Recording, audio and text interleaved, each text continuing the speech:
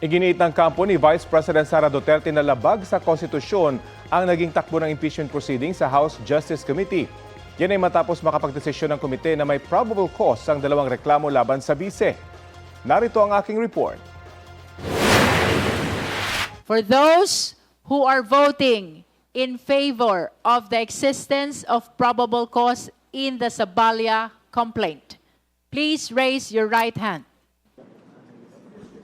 Unanimous ang desisyon ng 53 miyembro ng House Committee on Justice sa dalawang impeachment complaint laban kay Vice President Sara Duterte.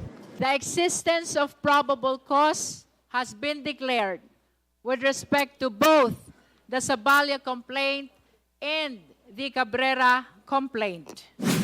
Bago magbotohan ng komite, iminungkahi ng ilang kongresista na ipagpaliban muna ang pagboto at bigyan ng Vice Presidente ng isa pang hearing day para sagutin ang mga reklamo. Hindi po ba medyo mabilis ang pagboto natin? I think it would be prudent for us, in the interest of fairness, to extend by one additional hearing date. Hindi po ito, Madam Chair, para pahabain ang ating proseso. I would tend to agree with our colleague, out of abundant caution, as we keep saying, that we should afford the Vice President more chances. Bagay na pinalaga ng ilan pang miyembro ng komite. Ito na ho ang pang-anim na pagdinig. Sapat na ang ebidensya. We have given so many chances, pero wali.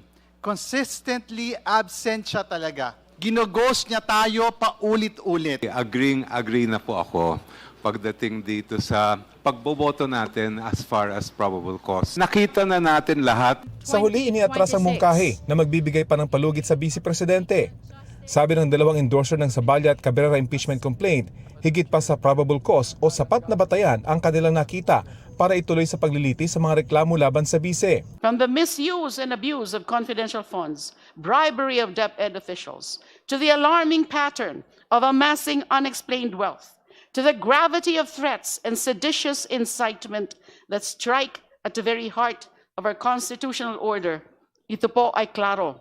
There exists probable cause to impeach the Vice President. Walang duda, higit pa sa probable cause ang ating nakita. Madam Chair, may sapat na usok na tayo para patunayang may sunog, may malakas na probable cause upang i-impeach si Sara Duterte. Hindi ito fishing expedition. Inaprubahan din ang mosyon na i-consolidate o pag-isahin ang dalawang impeachment complaint. Culpable violation of the Constitution, betrayal of public trust, bribery, graft and corruption and other high crimes ang grounds for impeachment na nakalatag sa dalawang impeachment complaints. Kaugnay ito ng hindi umano may paliwanag na yaman ng Vice Presidente, ang hindi umano tamang deklarasyon sa kanyang SALN, ang maanumalya umanong paggamit ng confidential funds, pati na ang mga pagbabanta umano niya sa buhay ni Pangulong Bongbong Marcos, First Lady Liza Araneta Marcos at dating House Speaker Martin Romualdez. Iniutos ni House Justice Committee Chairperson Jervil Luistro ang paghahanda ng committee report.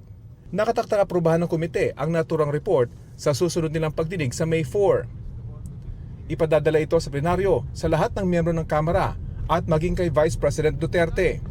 May kalakip na resolusyon ng committee report na pagbobotohan ng plenaryo. Kailangang aprubahan ng resolusyon sa botong 1/3 ng lahat ng miyembro ng Kamara o hindi bababa sa 106 na kongresista para ma-impeach si Duterte ng Kamara at matransmit ang articles of impeachment sa Senado na magsisilbi namang impeachment court. Ang defense team ni Vice President Duterte sinasabing inaasahan na ang resulta ng botohan. Nanindigan silang taliwas sa disenyo ng konstitusyon ang itinakbo ng proceedings. Sa halip na ilimita ang pagtalakay sa mga verified complaint at kanilang mga attachment, pinalawak ang proseso sa mga usaping nararapat talakayin sa ganap na paglilitis. Gaya ng mga naunang pagdinig, hindi humarap ang Vice Presidente sa Justice Committee. Ayon sa Office of the Vice President, nagtungo ang Vice sa exhibit tungkol sa mga Vice President ng Pilipinas sa Laguna. Aligasyon naman ng kanyang kapatid na si Davao City 1st District Representative Paulo Duterte, may tumatawag sa mga Chief of Staff ng mga kongresista para bumoto pabor sa impeachment kung ayaw nilang mawalan ng budget ang kanilang distrito. Kung kumpiyansaan niya ang liderato sa mga reklamo laban sa bise, dapat hayaan ang ebidensyang magsalita. Hinihingan pa namin ng reaksyon dito ang House Committee on Justice. Rafi Tima nagbabalita para sa GMA News.